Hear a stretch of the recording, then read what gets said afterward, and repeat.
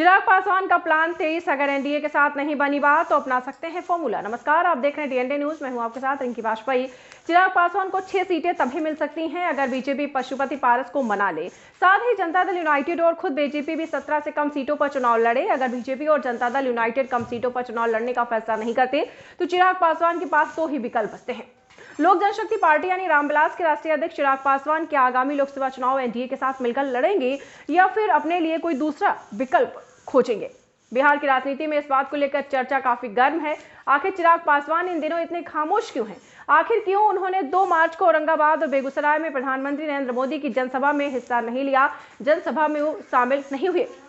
जानकारी के मुताबिक 6 मार्च को बेतिया में होने वाले प्रधानमंत्री की जनसभा में चिराग पासवान शिरकत नहीं करेंगे। ऐसे में सवाल यह खड़ा हो रहा है कि आखिर क्या कारण है कि चिराग पासवान प्रधानमंत्री की जनसभाओं से दूरी बना रहे हैं?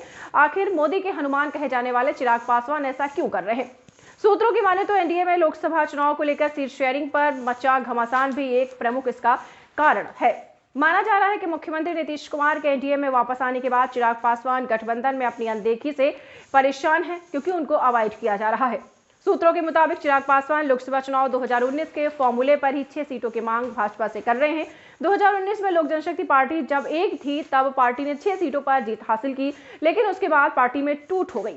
जी हां, आपको बता दें, लेकिन उसके बाद ऐसा हुआ चाचा पशुपति पारस के साथ 5 सांसद चले गए और चिराग पासवान अकेले रह गए। एक आपको यह भी बात बताते चलें, जब चिराग पासवान के पिताजी, वो भी जिसकी सरकार बनती थी उसकी सरकार में मंत्री थे, तो इसी कड़ी से लगता है कि चिराग पासवान फिर से पाला बदलने वाले हैं। एनडीए में सीट शेयरिंग पर बातचीत चल रही है। चिराग पासवान चाहते हैं कि उन्हें 2019 के फॉर्मूले पर 6 सीटें दी जाए, जबकि उतनी ही सीट पर पशुपति पारस की पार्टी की तरफ से दावेदारी की जा रही है। बताया जा रहा है कि चिराग पासवान हाजीपुर सीट को लेकर अड़े हुए हैं। लेकिन क्या चाचा और भतीजे में फिर से एक बार चुनावी जंग और ज्यादा बढ़ सकती है या सुलह हो सकती है? तो आने वाला वक्त ही बताएगा।